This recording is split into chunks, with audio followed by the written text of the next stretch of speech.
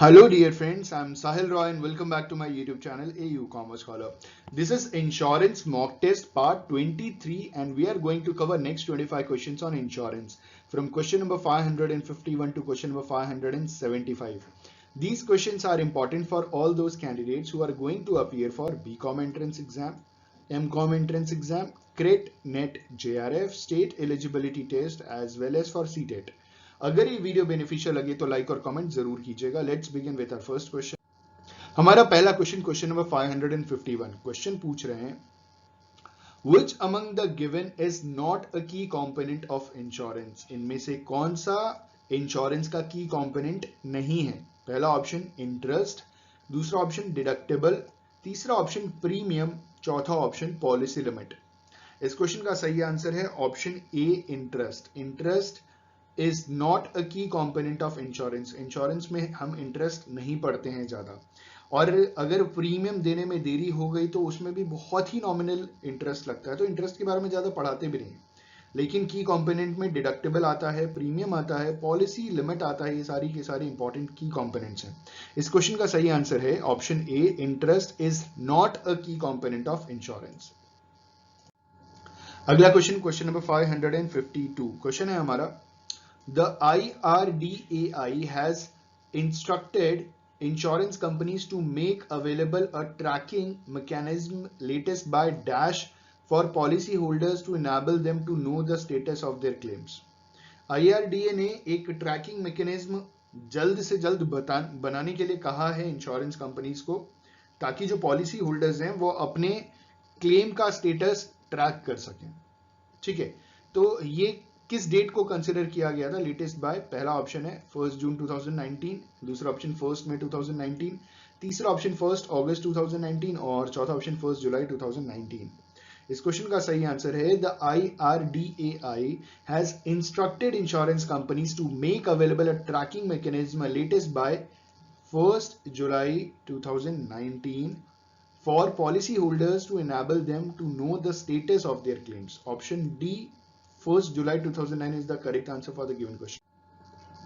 हमारा अगला question number 553 question है हमारा As per IRDAI data, the cumulative new business premium of all the 24 life insurance firms during April 2018 till February 2019 rose by dash %.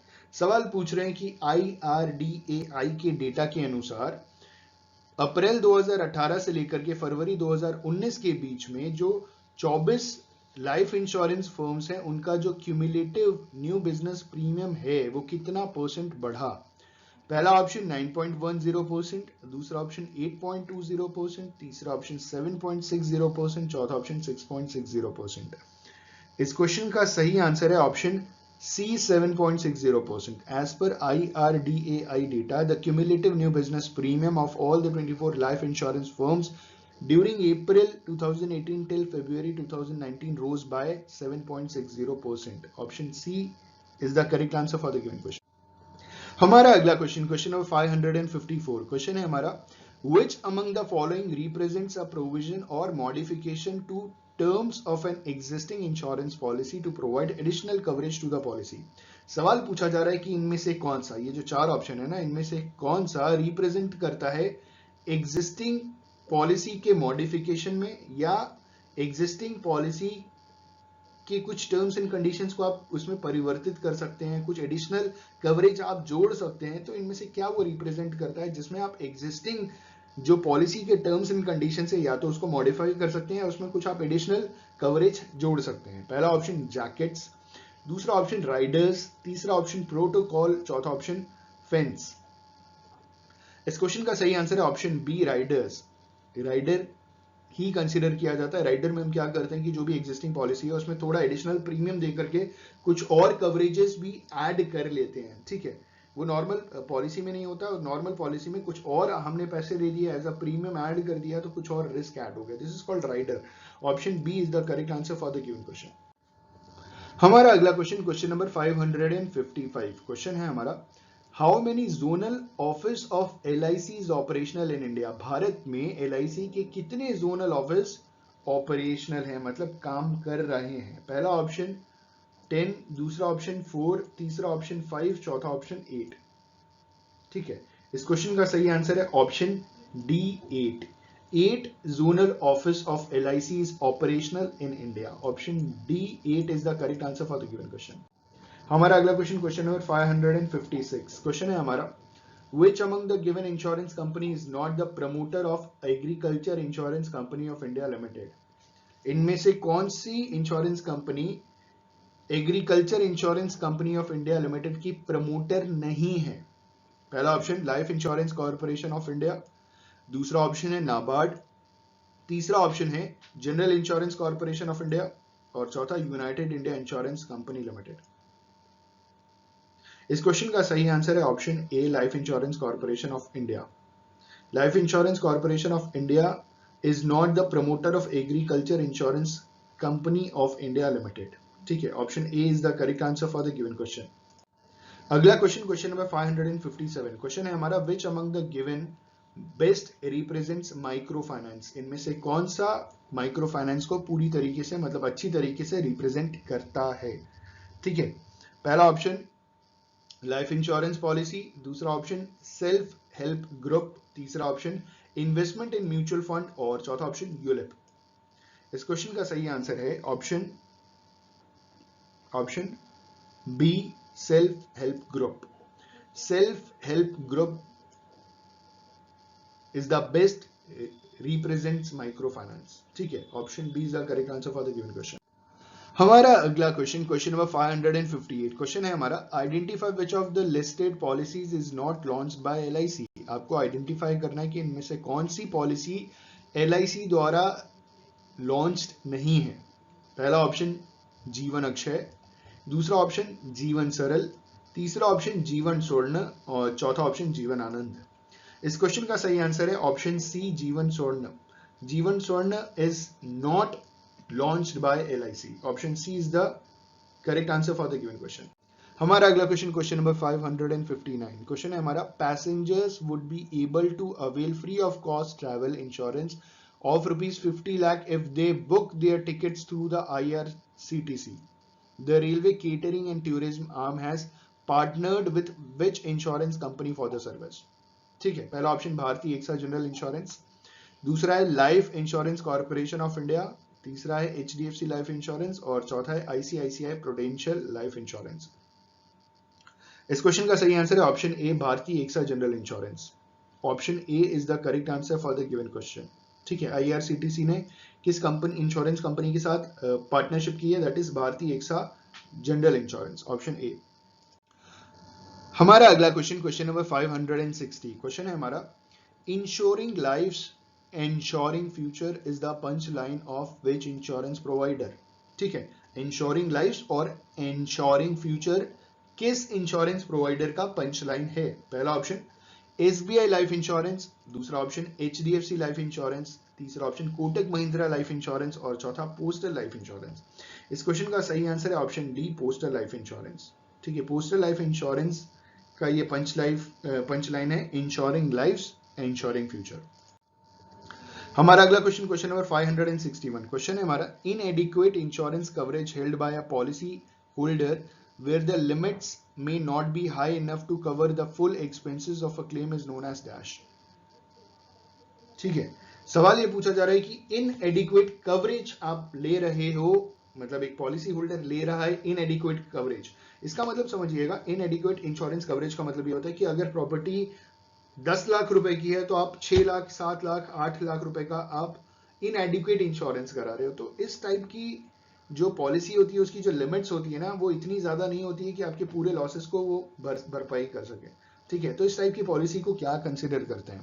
पहला option लो insurance, दूसरा option under insurance, तीसरा option doubtful insurance और चौथा option cheap insurance. इस question का सही answer है option be under insurance. Inadequate insurance coverage held by a policyholder where the limits may not be high enough to cover the full expenses of a claim is known as under insurance. Option B is the correct answer for the given question. और हम आपकी जानकारी के लिए बता दें, under insurance को average insurance भी कंसिडर किया जाता है, ज्यादा डिफरेंस नहीं है, दोनों में सेम ही है। अगला क्वेश्चन, क्वेश्चन नंबर 562। क्वेश्चन है हमारा, Dash is where an insurer deposits premium from policies it underwrites and from which it funds day-to-day operations of the business. इनमें से कौन सा वो अकाउंट है जहां पे एक इंश्योरर जो भी प्रीमियम रिसीव हो रहा है वो उसको जमा कर रहा है और इसी अकाउंट में से वो पैसा निकाल करके day to day operational activities जो बिजनेस की रोज की जो खर्चे हैं ना उसको फुलफिल कर रहा है, ठीक है, फंडिंग कर रहा है. पहला ऑप्शन जनरल अकाउंट, दूसरा ऑप्शन इंश्योरेंस अकाउंट, तीसरा ऑप्शन सेविंग्स अकाउंट, चौथा ऑप्शन बिजनेस अकाउंट. इस क्वेश्चन का सही आंसर है option a general account. General account is where an insurer deposits premium from policies it underwrites and from which it funds day-to-day operations of the business. Option A general account is the correct answer for the given question. तो अगर आपसे कोई सवाल पूछे कि जो भी premium का पैसा इंश्योरर या अंडरराइटर को मिलता है वो किस अकाउंट में जमा होता है तो आप बता सकते हो जनरल अकाउंट. या ये भी सवाल आपसे पूछे कि जो इंश्योरेंस या जो इंश्योरर है या अंडरराइटर है उसका जो day to day operational activity है ना बिजनेस का रोज का जो वर्किंग एक्सपेंस का जो खर्चा है वो किस अकाउंट से लिया जाता है तो वो भी है general account. Option A correct answer. हमारा अगला क्वेश्चन, क्वेश्चन नंबर 563. क्वेश्चन है हमारा which of these best defines the maximum you have to pay for covered services in a plan year. ठीक है, पहला ऑप्शन एक्चुअल कैश वैल्यू, दूसरा option up to date maximum, तीसरा option gross premiums return और चौथा option out of pocket maximum. इस question का सही आंसर है option D out of pocket maximum best defines maximum you have to pay for covered services in a plan year. Option D is the correct answer for the given question. हमारा अगला question, question number 564. Question है हमारा what does EOB stands for in insurance. सवाल पूछ रहे हैं कि EOB का फुल फॉर्म बताइए इंश्योरेंस में. पहला ऑप्शन एक्स्ट्रा ऑफर बेनिफिट्स, दूसरा है एग्जिस्टेंस ऑफ बेनिफिशियरी, तीसरा है एक्सप्लेनेशन ऑफ बेनिफिट्स और चौथा है इमरजेंस ऑफ बैंक अश्योरेंस. ठीक है, इस क्वेश्चन का सही आंसर है क्या होना चाहिए. इस क्वेश्चन का सही आंसर है option C explanation of benefits. ठीक है, क्या आंसर है.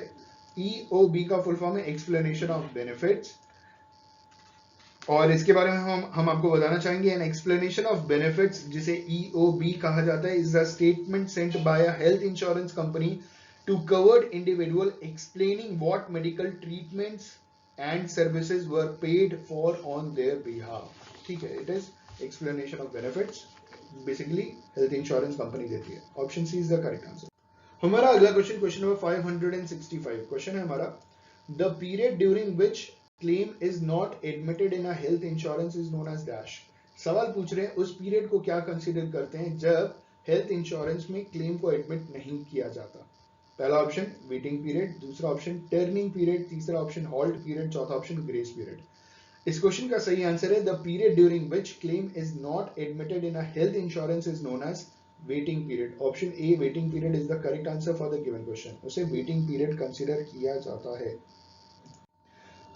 हमारा अगला क्वेश्चन, क्वेश्चन नंबर 566. क्वेश्चन है हमारा an insurance policy issued at a higher premium rate than the standard because of less than average health conditions और undesirable lifestyle is known as dash. सवाल ये पूछा जा रहा है कि उस इंश्योरेंस पॉलिसी को हम क्या कंसीडर करेंगे जहां पे जो एवरेज हेल्थ होती है ना इंसान से उससे अच्छी हेल्थ नहीं है, मतलब एवरेज हेल्थ से भी खराब हेल्थ है, साथ ही साथ अनडिजायरेबल लाइफस्टाइल, आपका जो लाइफस्टाइल है ना वो भी अच्छा नहीं है.